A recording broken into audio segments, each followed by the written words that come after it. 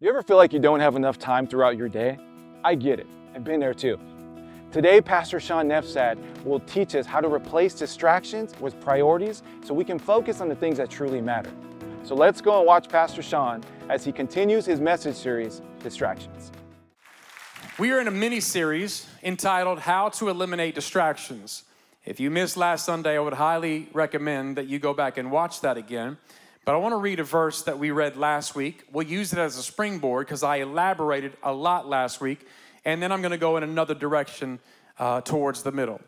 Paul is writing, and this is a guy who had all types of trophies politically and spiritually, but he was empty because he didn't have Jesus. And he says, what's more, I consider everything loss because of the surpassing worth of knowing Christ Jesus, my Lord. He said, I just want to know Jesus. For whose sake I have lost all things, I consider them garbage that I may gain Christ. Brothers and sisters, I do not consider myself yet to have taken hold of it. He says, I'm not there yet. I'm not there yet. Which, by the way, have some patience with people who are starting their journey. You know, you didn't arrive overnight, and sometimes what takes us months and years to attain, we expect from a new believer tomorrow. Walk with them. It's got to be some grace. It's clear direction and correction as well. But one thing I do, I got one thing down. Forget what's behind you. Strain towards what's ahead. I press on toward the goal to win the prize for which God has called me heavenward in Christ Jesus. We would all agree with this statement that we are living in the most distracted generation in the history of the world. Would you agree with that? Say yes. There's never been another generation that has the type or level of distractions so easily accessible to us. And so I thought about this word, distractions, and I saw something in the word distractions. All of us want traction, but you will never obtain traction without the removal of distractions. For some of us, it feels like your wheels are spinning, feels like you cannot get traction in your growth, in your walk with God, in relationships, in business, whatever it is. You want traction so badly. And I'm just here to remind you, you will never get traction without the removal of distractions. Now, it's not a lack of desire. We don't lack in desire, we lack in determination. And the word for the year that we gave in January is determined. For a reminder, it's wanting to do something so much that you do not allow anyone or any difficulties to stop you. That's the level of determination that would bring the right level of success in your life. And so we look at Paul. Again, this is just rehearsing what happened last week because many of us forgot. We're catching up to speed. He did three things. He discerned what hindered him. He looked at all the distractions and he got the distractions out of the way. By the way, good and bad. And then he discovered what he wanted. He said, I want to know Christ. I want God's righteousness, not my own. I want to know Jesus. And then he was determined on how to get it. If you follow these steps, I'm telling you, you're going to be in a better place by the end of this year. I'm trying to help you win in all areas of your life. And if we all get on the same page, we could begin to realize that if we got distractions out of our life, how much more successful would you be? In another book, Paul is writing to the people of Corinth, and he's talking about singleness and marriage. And then he says this one phrase. I just saw this week. He said, I want you to serve the Lord without distractions. Because we've all tried to serve God with distractions. And then he's like, there is a better way. I want you to serve God without distraction. Well, what's a distraction mean? Distraction is this. It's something that prevents someone from giving full attention to someone else or something else. And I told you last week, all of us, I'm always fighting a second conversation in your head. I'm talking now, and there's another conversation like, did I leave the coffee pot on? I remember a Taco Bell commercial. Quiero Taco Bell. There was a dog. Where is that dog now? Is he still alive? I'm gonna Google that. And this rabbit trail of nonsensical distractions hits your mind. In any area of your life, there will always be distractions. And so many of us are busy. You feel busy. You tell people how busy you are. You tell people how you need more time. I'm here to tell you, you don't need more time. You need less distractions. Matter of fact, if you got less distractions, you'd feel like you got a raise in your time. It's like people in our financial peace small group, they get out of debt financially. They come and tell me, I feel like I got a raise. And I said, you did. You would feel like you got a raise in time if you had less distractions. We are surrounded by distractions. Let me say it this way. We're surrounded by clickbait.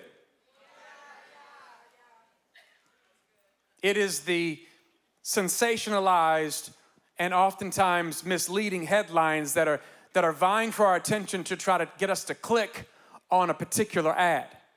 Why? Because the creators know we are so easily distracted. All they have to do is throw a little bait out there, and regardless of how focused we are on our work projects, we see an ad and we're like, oh, that looks interesting. Yeah, I wonder how many movies Orlando Bloom was in. Boom. I wonder how much is this vacation? And whatever it is, it's clickbait. It just gets your attention to click. Can I tell you, the devil has his master's degree in advertising. He knows what works in our life. So as determined as Paul is, as determined as we are to follow God, be careful, because there's clickbait all around us. Just waiting for us to get our attention, to try to get our attention off of Jesus and onto anything else. Can I say it this way also? Something does not have to seem bad in order to be bad. There are a lot of things that distract us. They're not necessarily horrible in and of themselves, but they become bad when they distract us from who God called us to be and who He is. I told you last week that the average person spends 8 hours a day in front of screens. 8 hours a day, full-time job. That's 121 straight 24-hour consecutive days a year. Let's go deeper. So a kid that's born today, over the next 70 years, they will spend 20 years of their life consecutive, without sleeping, 20 years accumulated in front of screens. 1/3 of our life will now be in front of screens. Okay, again, something doesn't need to seem bad in order to be bad. We are so distracted. You just get to choose what you set your mind on. And whatever you set your mind on is what you will eventually stand on. Is it going to be the rock of God's word, or is it shaky sand? Look at this. Set your minds on things above. That's heaven, that's Jesus, that's His word, kingdom, not on earthly things. We died. When we came to Christ, we died to our old life. We died to those distractions. We said, God, we now want to live for you. Come on, clap your hands and say a good amen. So there is a battle, though, still in our minds. And your thought life is like trains. They take you somewhere. And what's so crazy is we hear, all aboard, chaos, confusion, depression, anxiety, and we're like, sounds good to me, I'm in.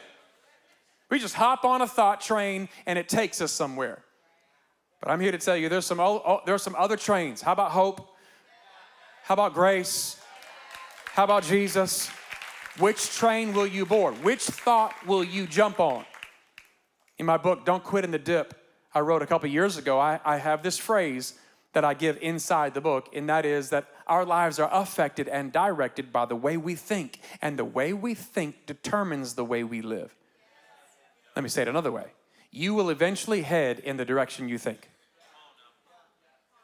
That's why when people are like, I'm just looking for a car, I'm just shopping. Oh, you buying one. Window shopping doesn't say window shopping. Whatever you begin to think on, Google, and search for, you will eventually start heading in that direction. So you have to decide, what will you give your time, focus, and energy to? You ever go to bed and you're tired? You go to bed and you get so excited about the caffeine you're going to consume in the morning. Like you're laying down in bed and you're like, man, I can't wait for that cup of coffee in the morning. It's going to be so good.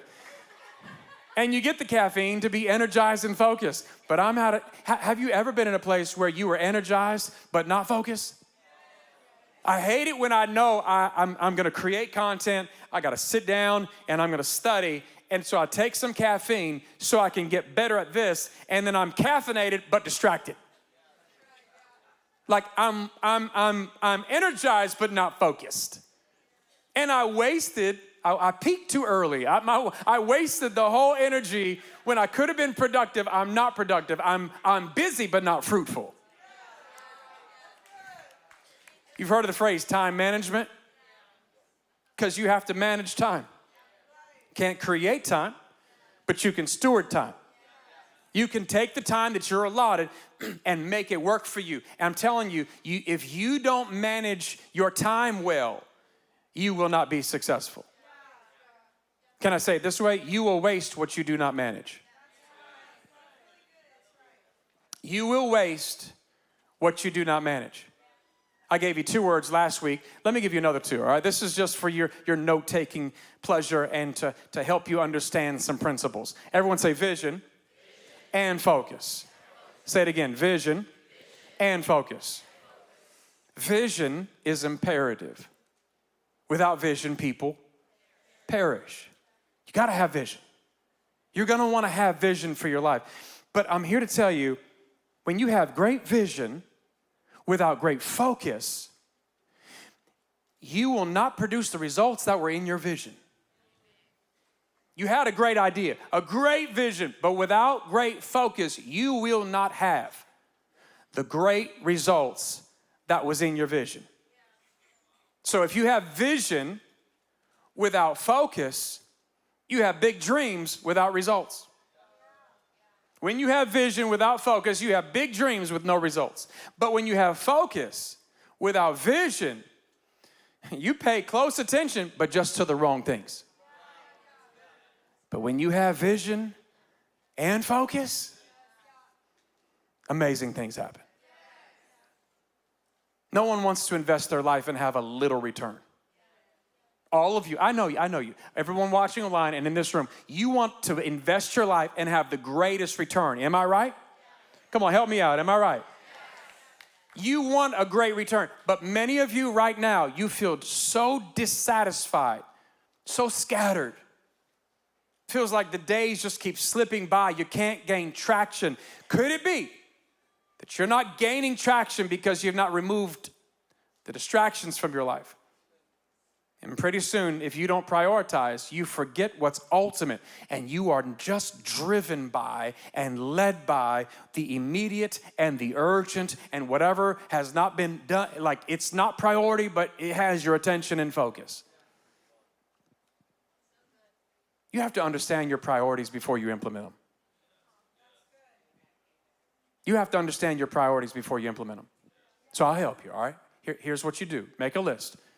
What's important? Establish that. What's most important? Prioritize that.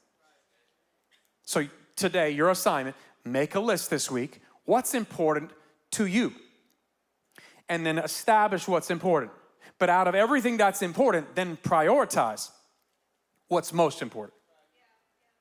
Because many of us have a list, but it's some random list, and we don't focus on anything. We just we hope that success happens. We hope that we grow in our relationship with Jesus. We hope that we can change the world. We're waiting for something great to happen, and we are not prioritizing anything. The idea of the word focus literally means to pay particular attention to.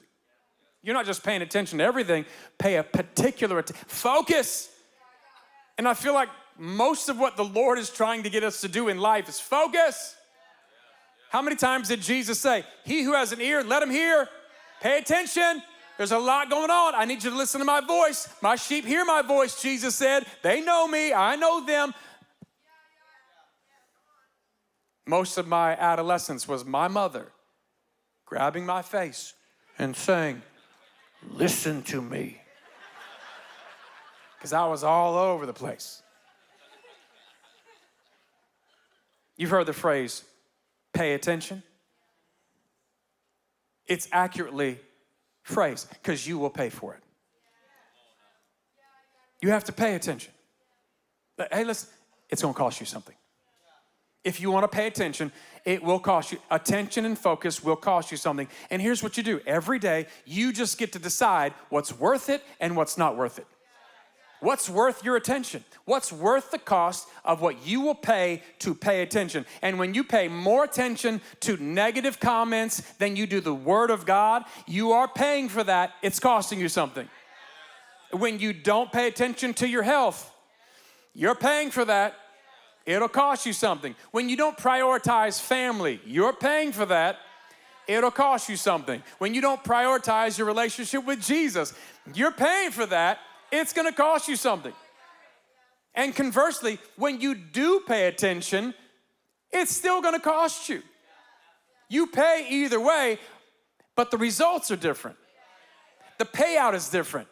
You either pay through distractions and missed opportunities, or you actually pay in advance, doing away with distractions, but you gain what was priority. Is this helping? In the very short 2-chapter book of Haggai, God called a prophet to tell the people of God. They were followers of God, but they just had wrong priorities. So he says, Haggai, I want you to go tell the people of God to turn their focus and priorities back to God. They had fallen prey to the clickbait of their day. So here they are. Judah's problem was confused priorities. Now, before we point a finger at them, it's easy to read about people's mistakes in the Bible and be like, yeah, y'all, you should have fixed that. We all know what it feels like to have our jobs, our families, our goals, our relationships, vacations, our hobbies, all of that rank higher than God in our priority list. So before we just point fingers at them, how about we just learn from them? So the people of God became so focused on themselves, their lives, their pleasures. They had everything else as priority, and the worship of God and the will of God, it wasn't even a close second. So they had wrong priorities. The temple needed to be built in the Old Testament to house the presence of God. But look at what the prophet says to these people. These people say the time has not yet come to rebuild the Lord's house. We got to build a temple for the Lord. And they're like, don't think it's time. Then the word of the Lord came through the prophet Haggai and said this. God says, is it a time for you yourselves to be living in your paneled houses while this house remains in ruin? He said, you got your priorities wrong. You want to live in a nice house and have life all about you and ignore God? Now, this is what the Lord Almighty says. Give careful thought to your ways. He said, you have wrong priorities. Let's think about it.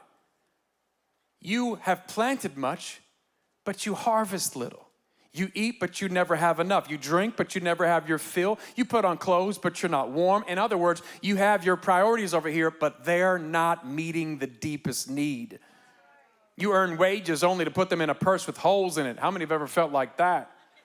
Where's our money going? This is what the Lord says again, give careful thought to your ways. Okay, watch this. I thought about this phrase. I want you to get it. The whole sermon could be wrapped up in this one next phrase. You ready for this? What's most important to you gets the most of you. It's priorities. What's the most important to you, it will get the most of you. He goes on to say, so the Lord stirred up the spirit of the governor of Judah, the priest, and the spirit of all the people. And then they did it. They began to work on the house of the Lord Almighty, their God. And it was on the 24th day of the 6th month. Okay, get this. They started building 23 days after this word. I never saw this before. 23. They started work immediately. Which, by the way, why I'm stressing this is you normally don't see that quick response to Old Testament prophets. 23 days later, they're like, yep, we're in. And they begin to build. Like, how often do you hear a sermon and you think, man, that's a good point. I ought to do that. And then you don't do anything. Because although we heard something beneficial, our desire to implement never turned into a priority to complete. I said, because although we have heard something that was beneficial, our desire to implement never turned into a priority that we must complete. These people put words into action, and priorities, listen, priorities are only priorities if there's a plan attached. Don't say something's a priority if you ain't got a plan.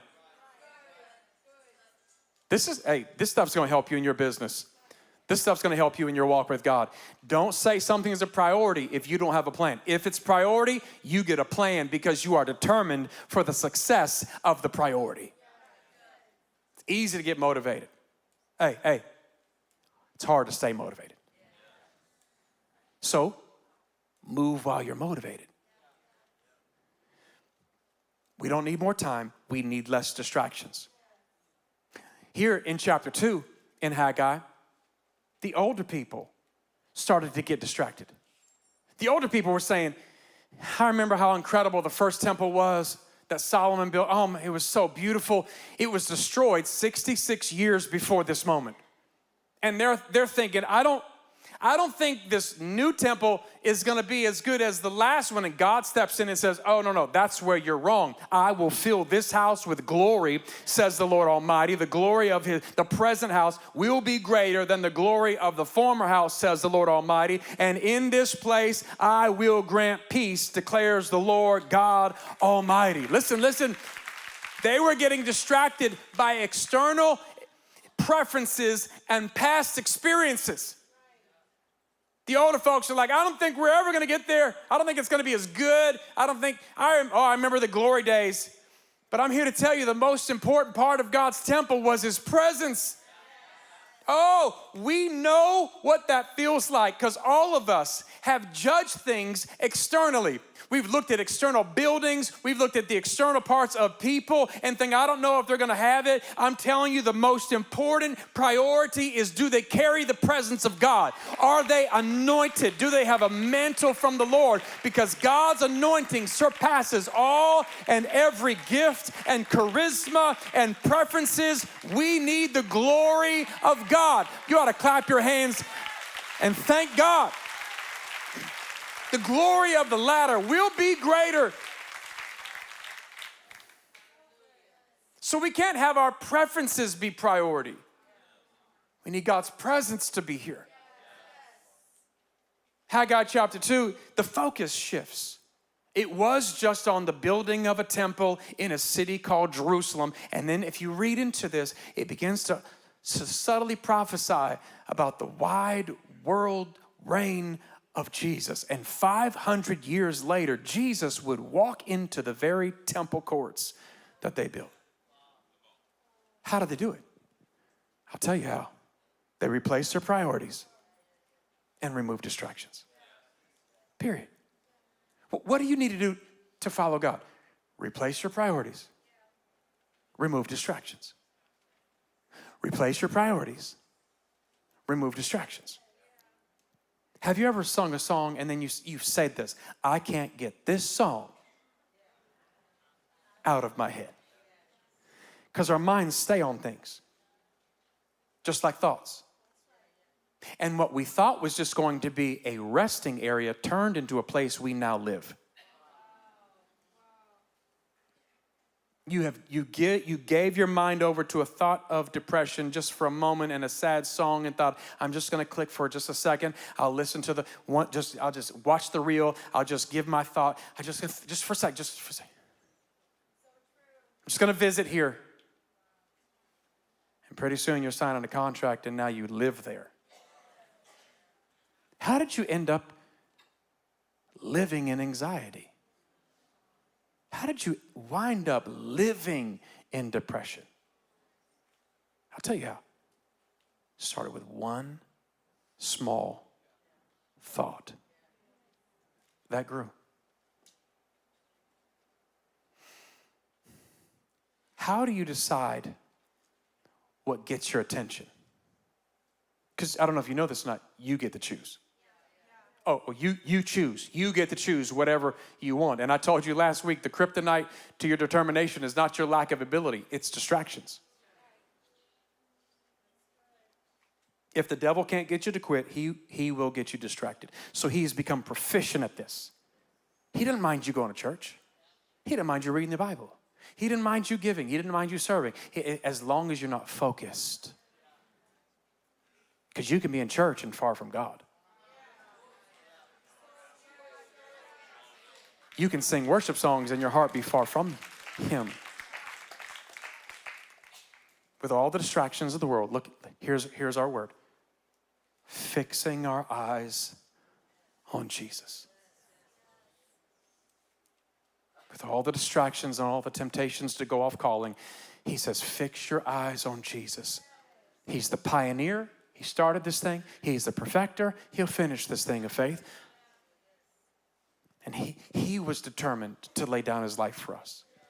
It's easy to put your mind on Jesus. It's hard to keep it there free from distractions.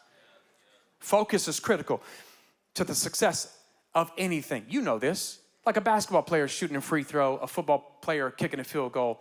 What is the crowd, the opposing team doing behind the goal? They are screaming. They're throwing things all around. They're waving their arms, all for the purpose of trying to distract, get them to lose their focus.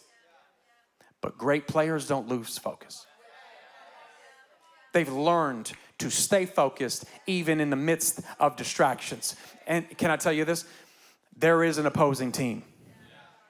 As dedicated as we are to God, as focused as we are on Jesus, there is an opposing team. The devil has come to steal and to kill and to destroy, and he's trying to do everything he possibly can to scream at you, to distract you through social media, through comparison, through the news, through worldly vain philosophy, everything he can do to get your eyes off Jesus.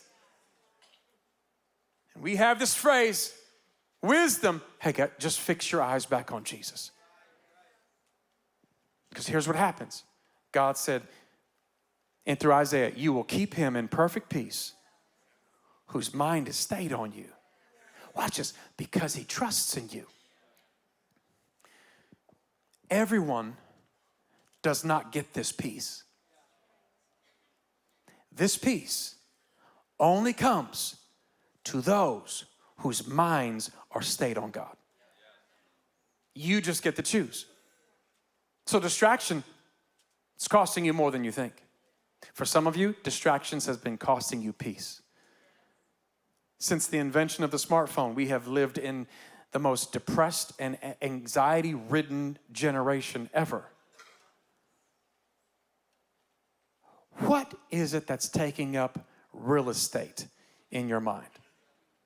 Is it fear, shame, condemnation, the world, other voices? More peace is forfeited than stolen. The devil has not robbed everybody from peace.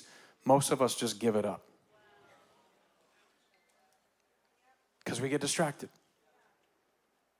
But if peace has been stolen, look at me. It's time to get it back. It's time to replace our priority, fix your eyes on Jesus, and remove distractions. To fix means to finally decide to settle on. Some of us have come to church for a long time, but we have not decided to settle on Jesus. To decide. Some of us, our eyes need a little fixing. Our gaze that we are so distracted with everything. How about we put our eyes back on the Lord? That changes what we think about. If you don't like what you're thinking about, change the algorithm. On Instagram, the more you search for something, the more it shows up in the search area. If you don't like what's been showing up, change the algorithm. How? By thinking on other things. Read your Bible often, every day. Pray, worship God, serve, go through growth track, get on the dream team, get in a small group. Listen, you're changing the algorithm of your mind. This idea of fixing your eyes, I want to help you. In the Greek, the word is apaora. It's a weird word, apaora. from apo. This is 2 words. Watch this. The first one is away from something near. It indicates separation. Then you add that to this word. It means to look, to see, and to behold. So you put them 2 together. It means to look away from all else and to look steadfastly, intently towards something or someone. You cannot focus without forgetting something else. You getting this? The idea is focus without distractions. It's to finally settle on fixing your eyes on Jesus, and you're not going to be turned away. Paul taught us this. Forget and focus. Forget what's behind you. Focus on what's ahead. Focus on Jesus. As the band comes, and I'll close. In 1954, the world was looking at 2 runners. They were in the Empire Games in Vancouver.